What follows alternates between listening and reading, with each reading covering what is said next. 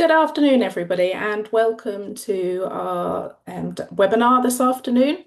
I'm Julie Jarvie, the facilitator. I'm the Deputy Chair of the East Anglian Branch, and this is our first webinar in the series for this year. And I welcome you and a Happy New Year to you all. I hope you've enjoyed the holidays and had a good rest and are now back to work. Just some housekeeping. We are recording this session so that people and members will be able to see it at a later date if they couldn't make it today. And as we get into the presentation, you are all muted. But we do encourage you to ask some questions, and if you can do that either in the chat or the Q&A, and I will pick up those questions and make sure that we address all of them at the end of the session.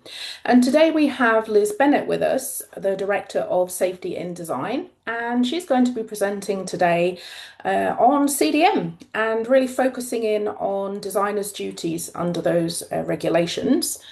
I'll hand you over to Liz, and hopefully she can do a little introduction about herself and then get into the presentation. So over to you, Liz. Thank you. Thank you very much, Julie, and hello, everybody. Just to repeat, the hope that you've all had a less crazy Christmas and New Year than I've had, but all good, all good. So, designers and CDM. It will come as no surprise to you from the name of our business, Safety and Design, that we're very interested in the front end of construction projects.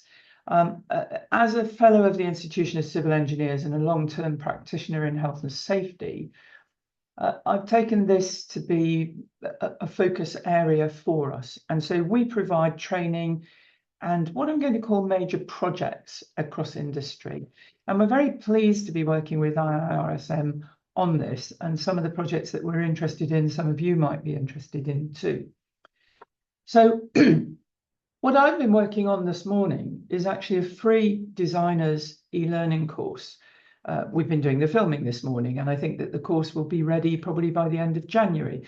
There's also a free CDM overview course.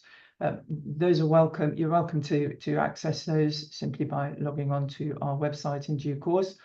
Larger companies who want the versions in SCORM files for their learning management systems, we ask for a small contribution. But as well as that, what we're doing in SID is developing designer training with subject matter specialists in the different disciplines. So we do a lot of work with Heathrow Airport, and I provide training for High Speed 2 and nuclear decommissioning for NRS and so on and so on. And those big projects have some things in common and some things that are different. And then we also work with sole traders and companies that are very, very small and dealing with very small, less well-resourced projects. And those of you who work in those areas will know that the resource puts a different kind of strain and pressure on us, I think particularly as professionals in the industry. I don't really need to remind you of the threat that we face in terms of prosecution, but I think I will anyway. I think the biggest threat for design individuals is not the prosecution itself, but it's the consequence of that. Because none of the professional institutions want to have members who've got a criminal record for health and safety breaches. So the consequence for us is really, really challenging. And I see this a lot of the time. And what I see is that it means that designers will sometimes over-design, will put health and safety in a place that is inappropriate in terms of the context of the functionality of the structure that the client needs and wants. So I want to have a little look at what designers should be doing and what designers may be doing but don't need to do. And I'd love to have some conversations with you all at the end. And you'll have my email address anyway, so you can write to me. All very welcome. Do I need to introduce myself more? I was the first group safety manager for Atkins. What else can I tell you about me? I was head of health and safety for London 2012 Olympics.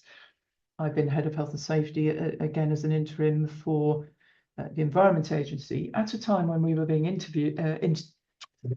investigated for our third fatality and this one was under CDM 2015. So quite a lot of interest there.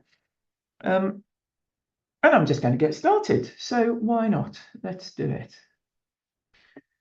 I've introduced myself. There we go. That's me. And this is really what I'm wanting to focus on. Many designers and those of us who take on principal designer's role, which I'm going to touch on but not focus on, do not know or understand what CDM is asking of them and what it is not.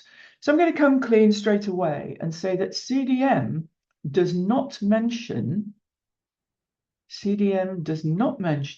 probability times severity matrices, does not ask us to carry out probability times severity matrices. It asks us to do something more interesting, more challenging, and much more creative.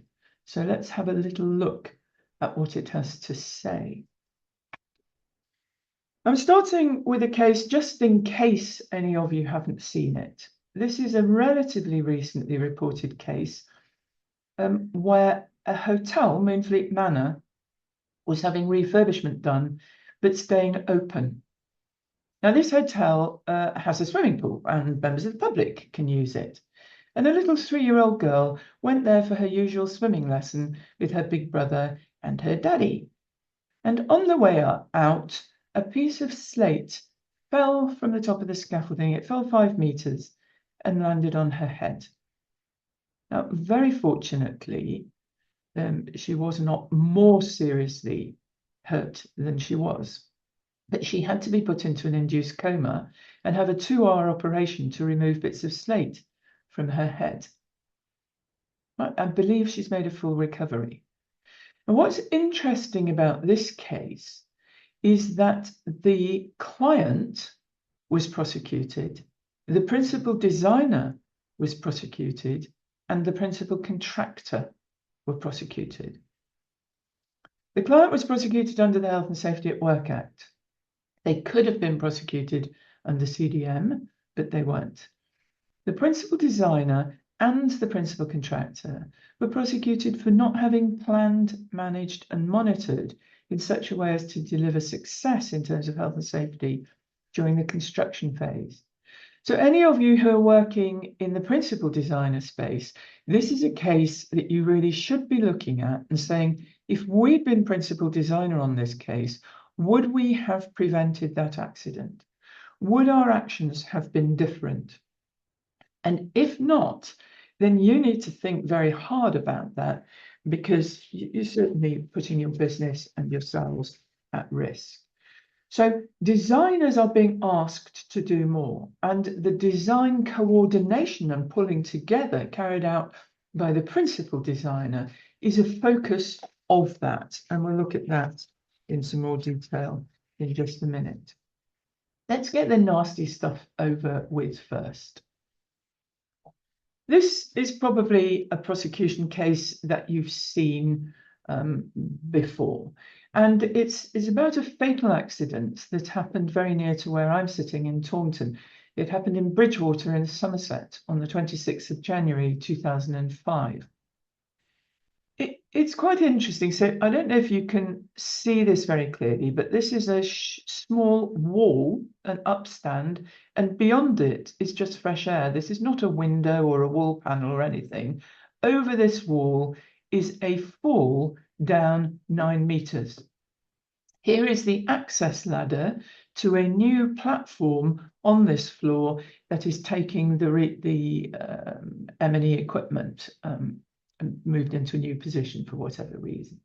And the access ladder, which didn't need to be there, was positioned there. Now, I don't know, but I'm guessing this is a relatively simple project for an architect, and I suspect it was given to a trainee.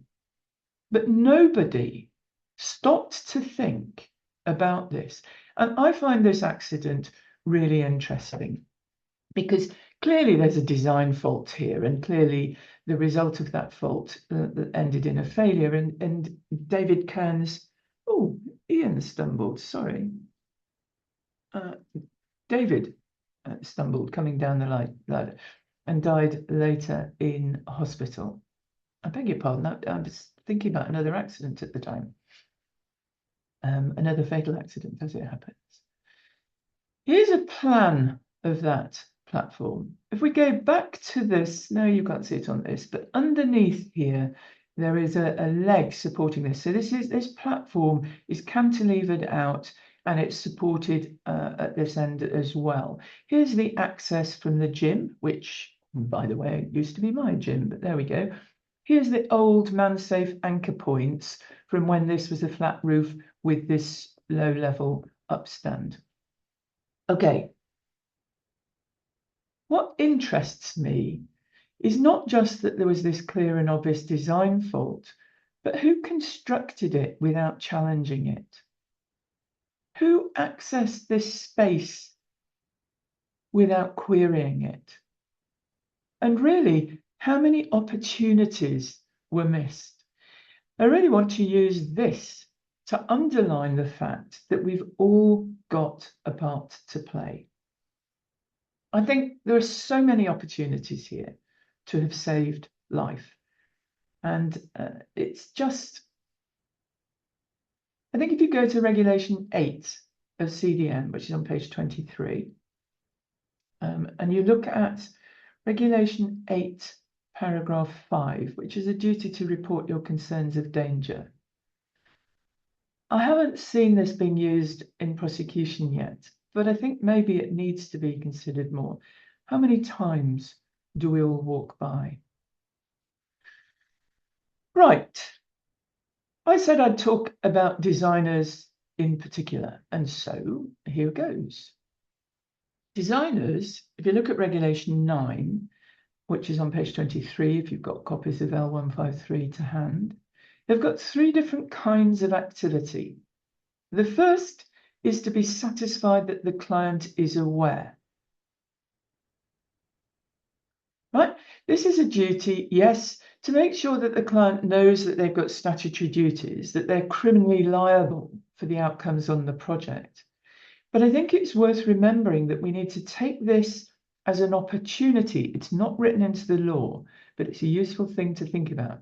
Take this as an opportunity to work out how we as designers fit into the arrangements that the client needs to make in order for the client to comply with their statutory duties.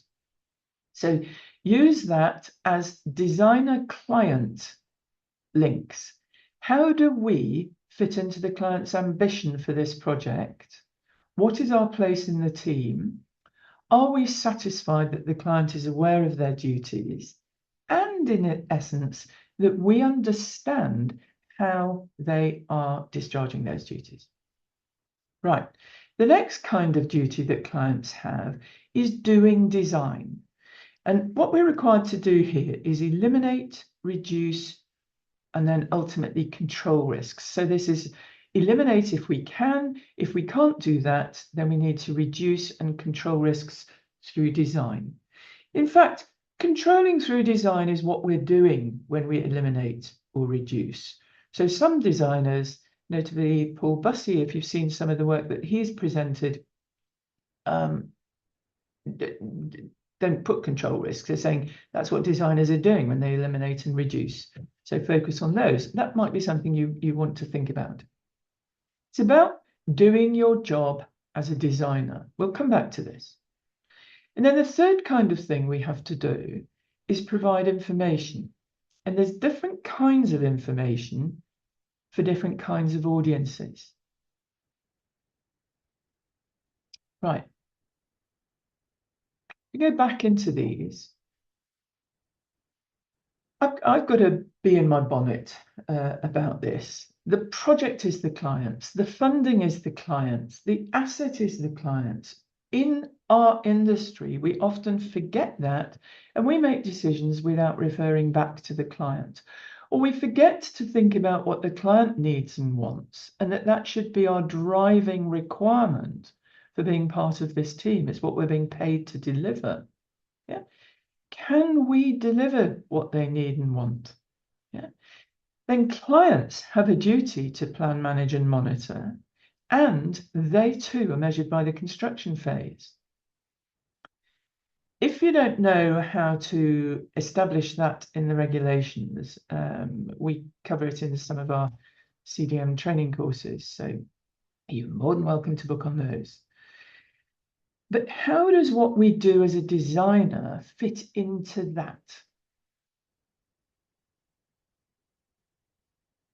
Right, if we look at what we have to do as a designer, we have to apply the general principles of prevention.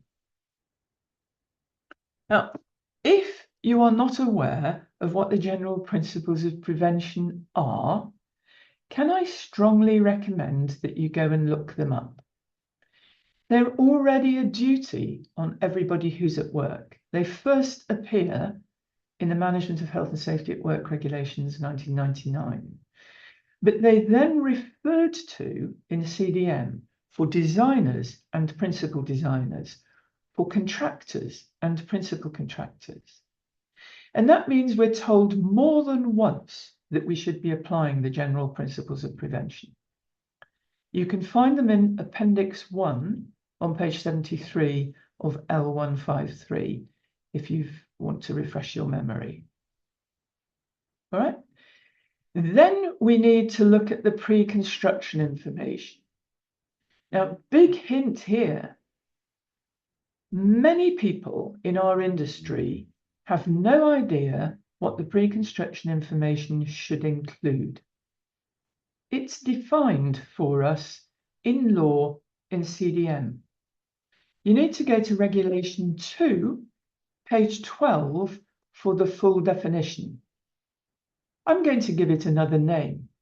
I'd like to suggest that it's actually a strategic plan for the project, produced by the client with the support of the principal designer.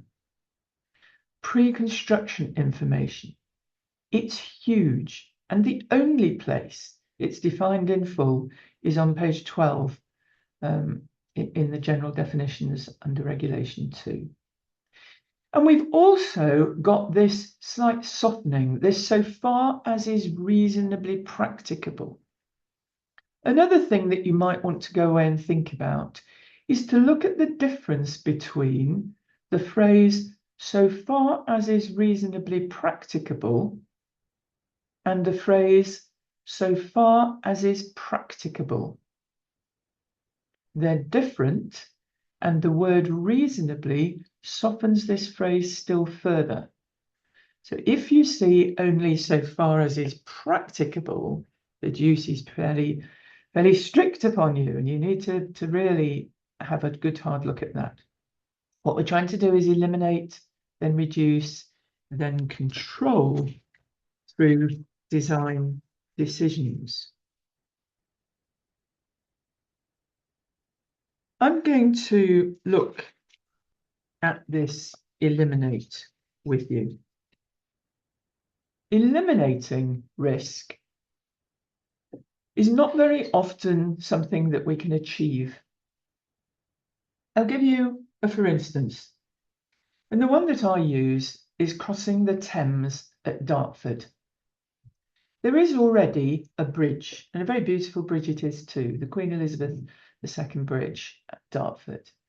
And there's a tunnel, and I'm sure that's very beautiful to tunnellers as well. Right. So when the government's looking at a third crossing, they know they can use a bridge or a tunnel. Strategic thinking will look at both of those, feasibility stage design. And both of those suggestions were taken forward to be able to give an indicative price, which is really a response to the challenges of project success. It was decided that a twin-board tunnel was feasible. This was the preferred option. Now, that decision has eliminated all the hazards and risks of bridges. You can't have a bridge accident because there isn't a bridge. But it's introduced all the hazards and risks of tunnelling accidents, and they are many and extreme. And really, I think that that example shows very clearly that when we eliminate one risk, we most often are introducing a different kind of risk, which we consider is going to be easier to manage downstream. If we can't eliminate, then we're asked to reduce and control through design. If you're looking for a further reference on this, Syria C755 is a good reference. So that's the Construction Industry Research and Information Association, publication number C755, which is by designers, for designers, and funded by the HSE. But looking to reduce through design. I said at the beginning of this talk that CDM doesn't ask us to do probability times severity risk matrices. And yet many of us are using those. And I think one of the danger of using those is that it makes us forget that our primary responsibility as designers is to do design well. Right? Probability times severity risk matrices are useful in two ways. They help us to communicate very quickly with other people who haven't got our time or expertise, whether we still have concern about something. It's red or it's green. We're not bothered. We're happy with it. They help us to communicate. They also help us to provide a record of the fact that we've thought about things. Now, both of those are very useful tasks, but they're not what Regulation 9 is asking here. Regulation 9 is asking us to use our designer skill to reduce, to control by reducing, by design, the challenges that will be faced by those who have to construct or deconstruct, who have to maintain and have to use as a workplace the assets that we're designing. So, reduce through design essentially means choosing options that will work better given the huge amount of constraint that's placed on us. And that constraint is going to be including things like available resource, available program. This has got to be done before, I don't know, I've worked on a project that had to be completed before an international rugby match. Yeah. There are going to be constraints on us, environmental constraints, resource constraints, all sorts of things. Bearing all those in mind, I don't know about you, but I find this much more interesting than a probability times severity risk matrix. Controlling through design, things like, well, we're stuck with this difficult problem, but how could we think about making it easier for those who are going to come after, who are going to construct? So eliminate, reduce, control through our design decisions. Bearing in mind those three things listed at the top of that slide: general principles of prevention, pre-construction information, and with a duty to carry this out so far as is reasonably practicable.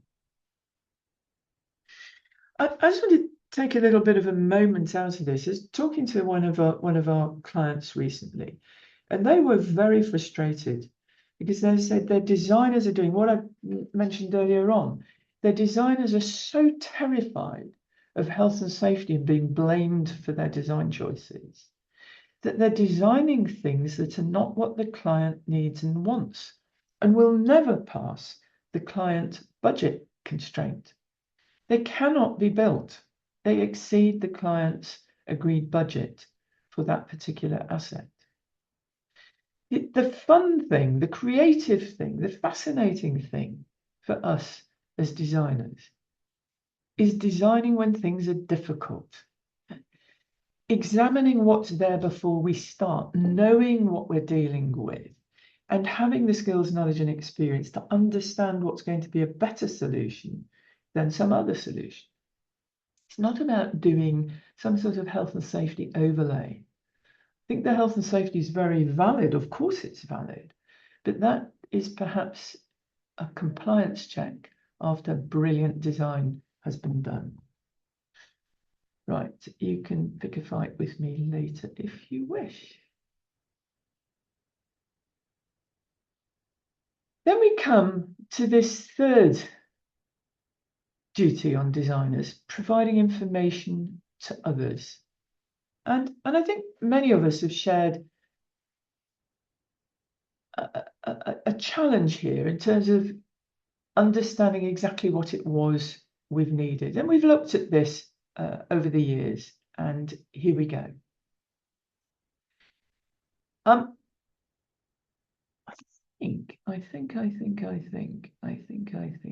think. No.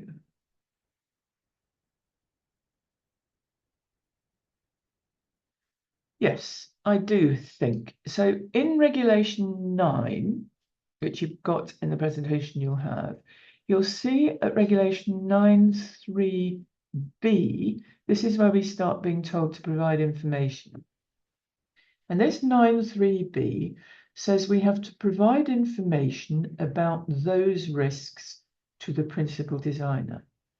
So what does that actually mean? Yeah, we've got to provide information, but which risks? The answer to that question is these risks that we couldn't eliminate. These are things that are still sitting there in our design and are therefore going to have to be managed by the principal contractor and their supply chain on site. As designers, we have to provide information about those to the principal designer, who will then pass that information on to the principal contractor.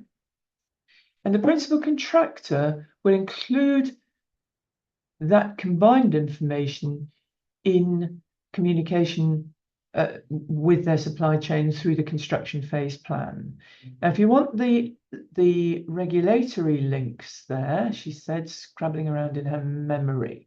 So this is 9.3b, information about those risks to the principal designer for the principal contractor, and you need to go to Regulation 12.3, page number 35, I think, to see this. It's the principal designer's duty to provide information to the principal contractor for the construction phase plan. And that is information, as it says in 12.3, that has come from designers. So that clearly identifies this duty. But then what about 3C? This is ensure appropriate information is included in the health and safety file.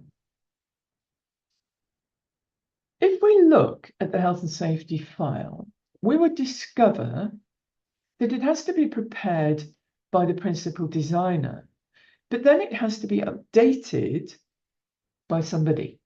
And that somebody could be the principal designer, or could be the principal contractor, or could even be a third party. And the principal designer's duty for the updates is a duty to ensure those are carried out, right? And what that means is we don't quite know who's updating the health and safety file. We across industry, we on our project. And we as designers need to know who is in charge of the health and safety file, because we're going to have to provide information for that file. Right, so if I go through this again, this is clearly information for the principal designer, who will in the end pass it on to the principal contractor, 9.3b. 9.3c is information for the health and safety file, which may go to the principal designer, may go to the principal contractor or may go to a third party, depending on the arrangements for the project.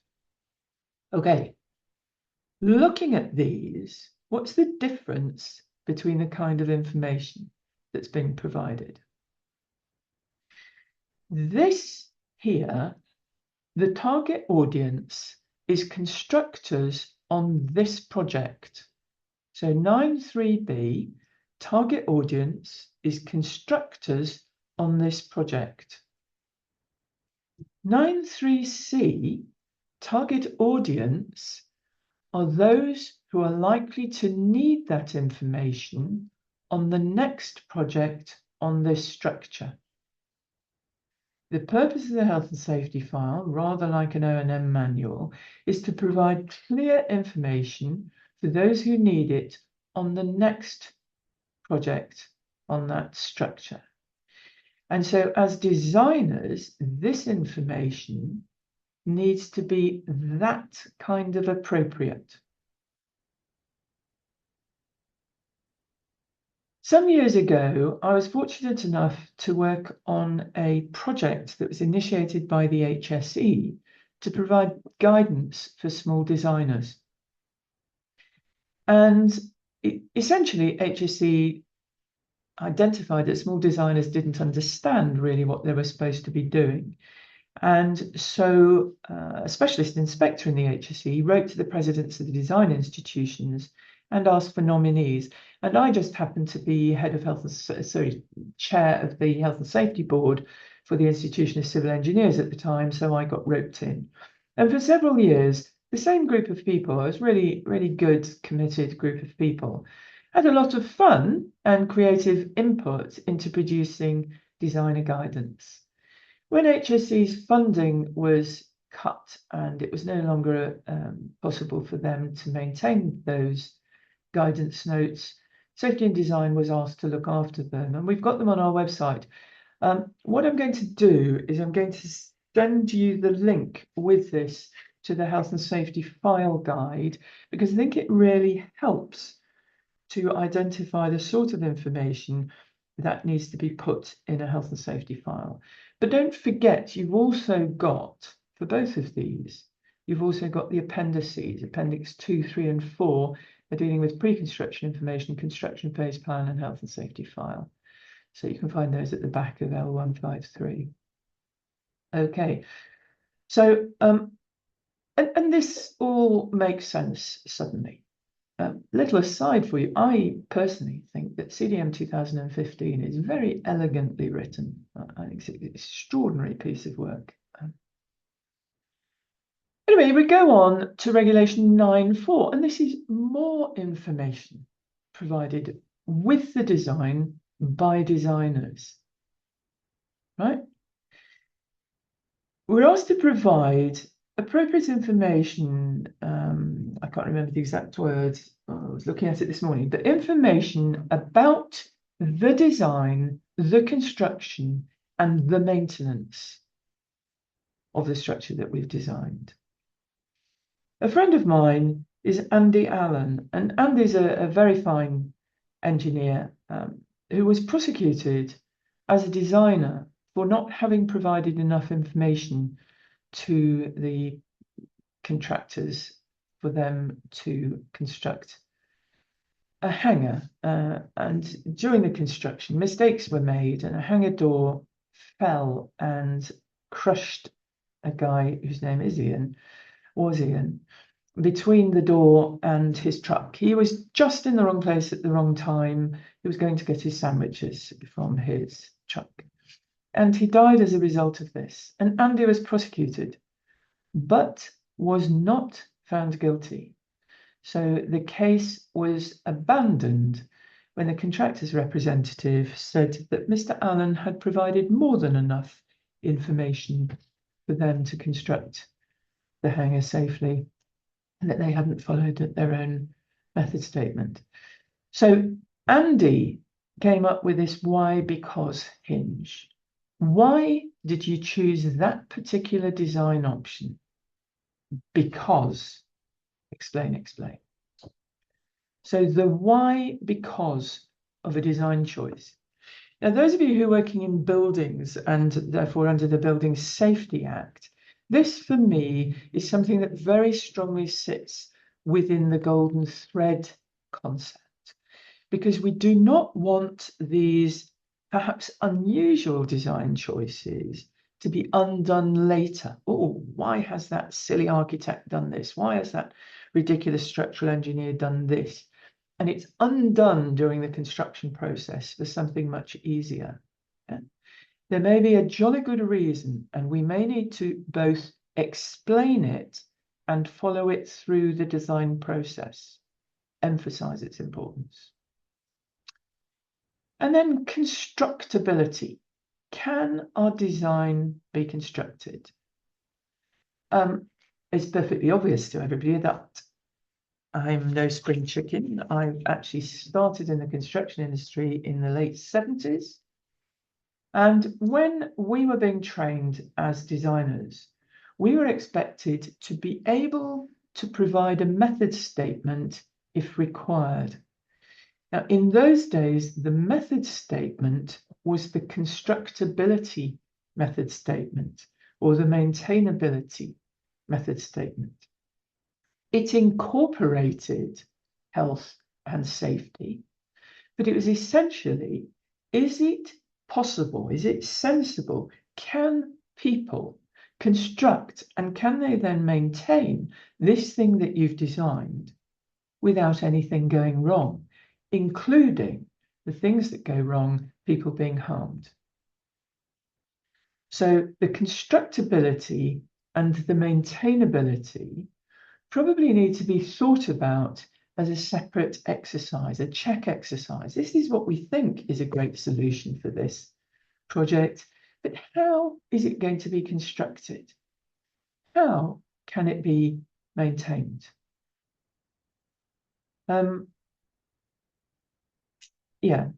When I'm teaching this, I'll often look at constructability and maintainability first and then come back to the why because of design.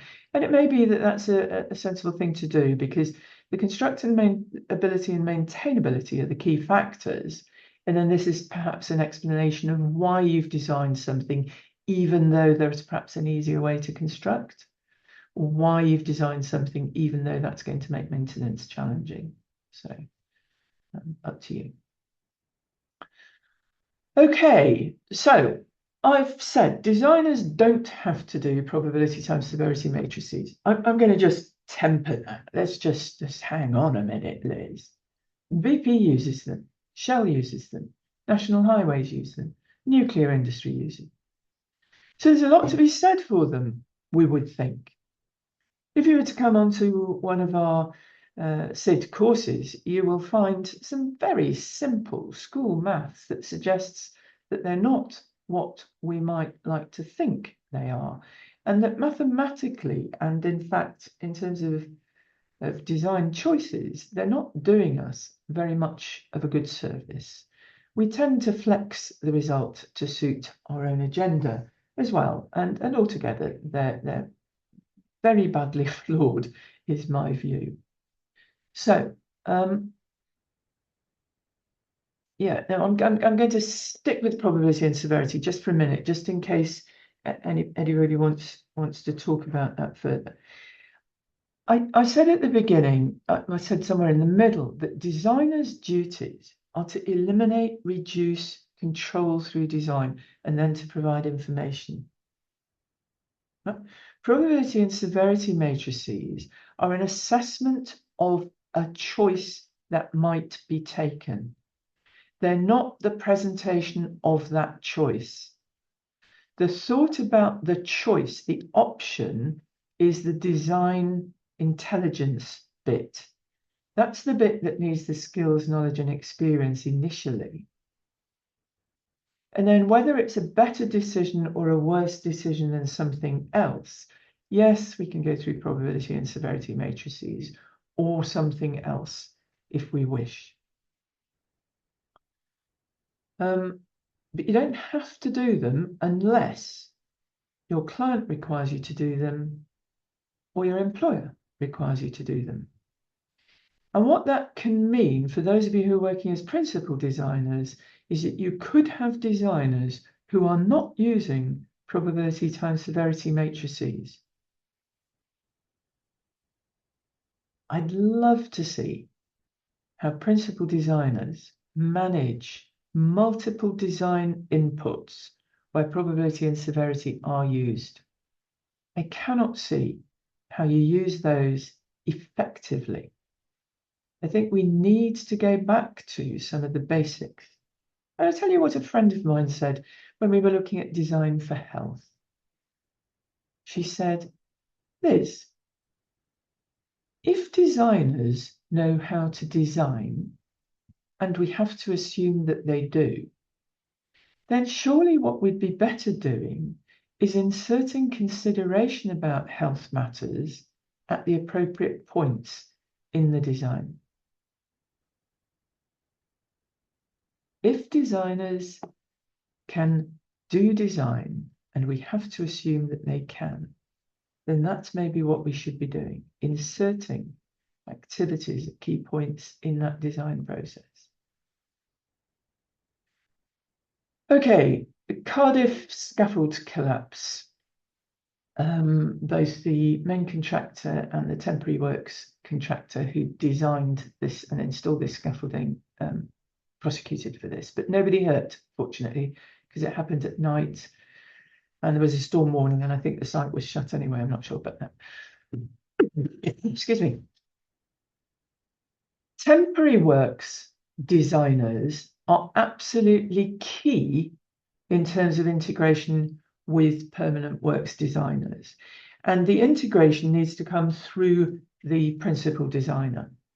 In many, many cases, and this is a case in point actually, but many, many examples, temporary works interact with permanent works. And so temporary works design and installation is going to be impacted and is going to have an impact upon permanent works design. So thinking about the constructability, that's what we're doing here, isn't it? The constructability of our designs and whether temporary works is needed at all, is needed in these places, is there a better way, is there a different way? And if you want any help on that, the Temporary Works Forum has 3 free e-learning courses, which I strongly recommend to everybody. You just need to log in and you can do their courses.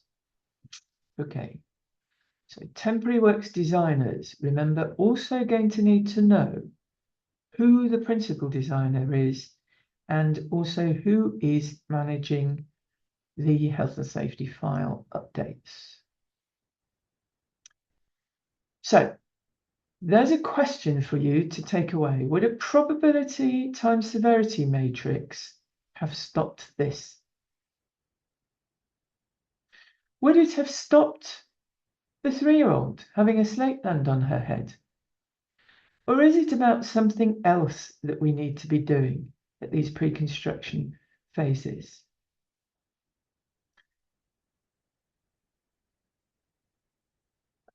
I was going to finish with this because given that so many big high-risk industries use probability times severity risk matrices, I needed to bring a big gun out to look at using something different. And Judith Hackett said, successful risk management is not about ticking boxes or calculating numbers.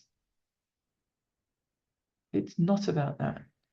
It's about doing other things. And for designers, it's about being a great designer. And I think that's where I stop. Let me just see. There we go. That's me finished. So over to you, Julie. Thank you very much, Liz, for your presentation. Very thought-provoking. And thank you very much. I think you're going to pop in the health and safety file guide, pop a link to that, which will be really useful for people. Thank you very much.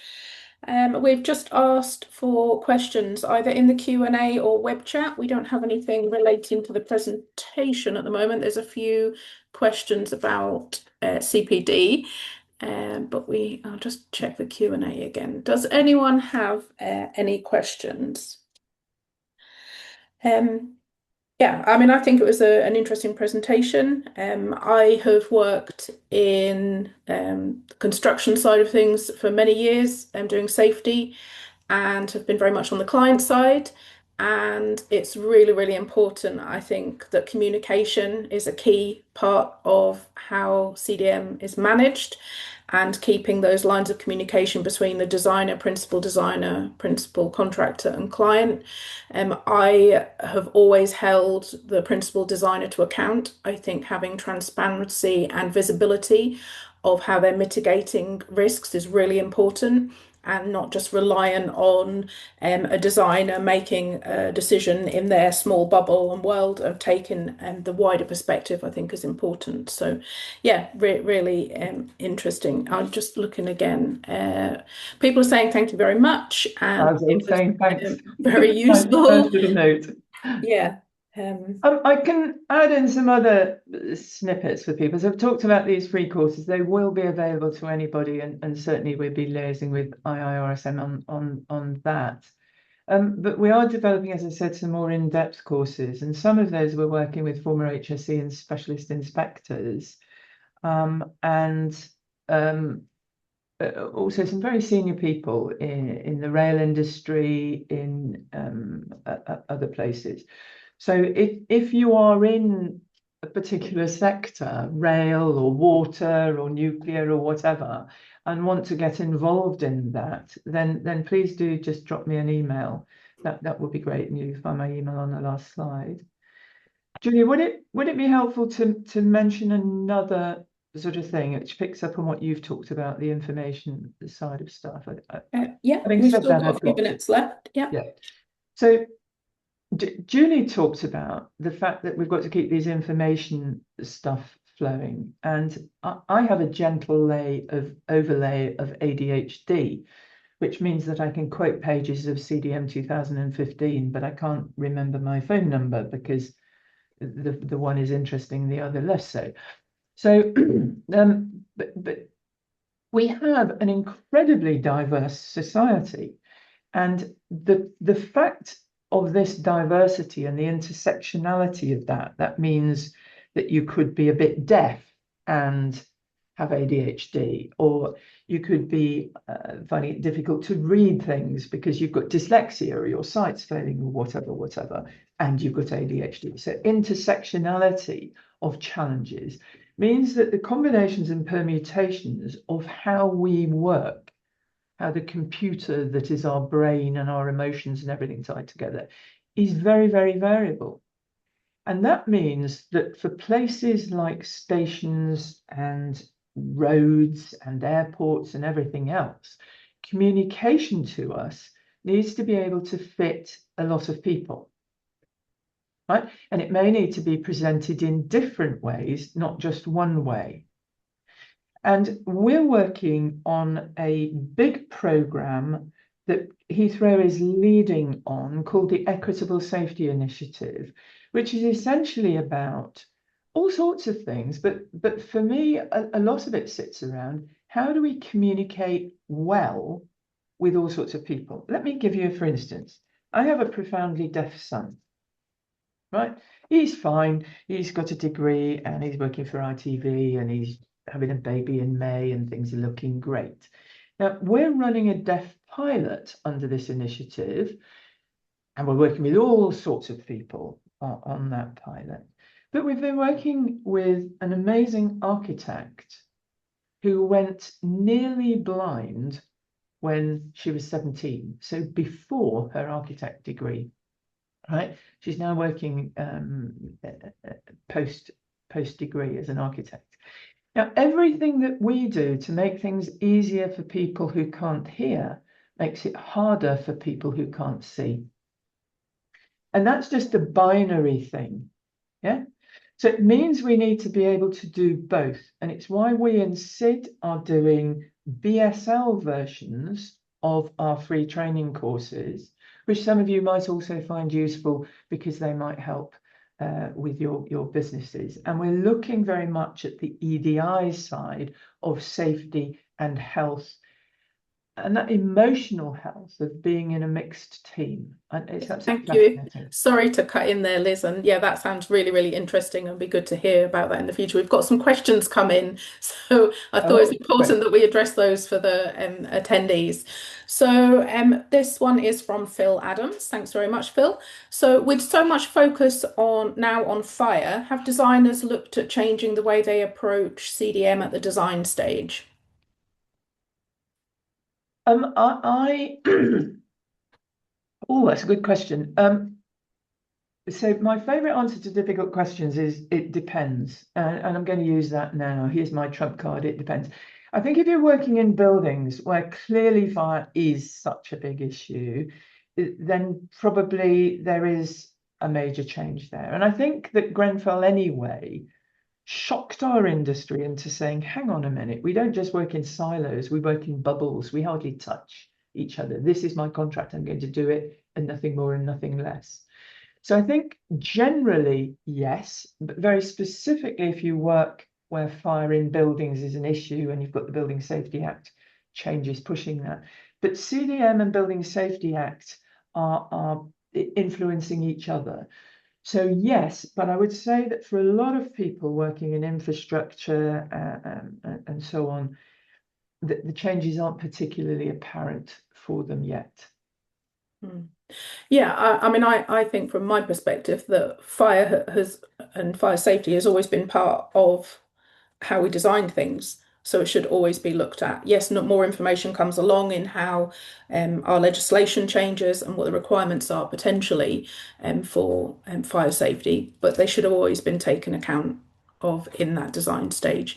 And we know from Grenfell, it wasn't just about the cladding, it was about the fire stopping, the whole, design of egress, etc. So there was a lot more to that. So I think, yeah, it definitely does. But that's not going to be such an issue if you're designing, a cable to be laid. No. It's, it's still there, fire's still there, but it's in a very different way. Yeah. Okay. And then another question. This is from an anonymous attendee. It would be nice to know your name, but we'll read out the question. Liz, do you have a view on framework contracts, such as those central and local government use, and the complexity additional layers of management requirements add without effectively contributing to real safety? So interestingly, we've been doing some work um, on the very edges of a big piece of work that's going on across the nuclear industry. And where you've got these very high risk industries like nuclear and rail and such, what we've tended to do with the passing of time is put more and more layers of control. Accident happens, we react to it, and there's more levels of control. And what's ended up happening is that in many cases, people don't really know who's in charge anymore, who's responsible for a decision. There's a named person who's terribly senior and terribly, high level. It's sort of equivalent of chief exec, the chief engineer or whatever. But are they actually aware of the day-to-day design decisions? And so I think it's not just framework projects, it's any project where you've got too much complexity. I think one of the things you're looking at with frameworks, particularly, is complex risk. And this is where, for me, IIRSM really excels. It's understanding that it's not just about health and safety, it's about the commercial risk aside that lines up with that and all the other, the performance risks and the outturns and so on that are so important. I'm not a subject matter expert on framework agreements, although, of course, I've worked on them and been involved in them. So I wouldn't like to give chapter and verse particularly, but I would just, as a general comment, say the more complexity you have, the more opportunity there is for things to go wrong. Okay, thanks very much, Liz. I think we're now drawing to an end. Unless anyone's got a very quick question that they pop in there, we'll see that as the end of the webinar. I want also to say a thank you to Julie Littlejohns, our branch support, who sits in the background, isn't seen, but is managing all of the IT and the Brilliantly. chats and Q&As, etc., and making sure that it flows along nicely. So great appreciation to Jules there. And we'll be having a series of webinars throughout the year. And if you have any special requests on topics, please let us know. And if anyone would like to be a speaker, or if you know someone that you'd like to put forward to be a speaker, please reach out and contact us. That would be great. So we'll wrap up today. Thank you again, Liz. It's been a very good conversation and presentation from yourself, and thank you very much for your time. Thank you to all of you for attending, and enjoy the rest of your day. Thank you very much. Thank you, Julie, and everybody.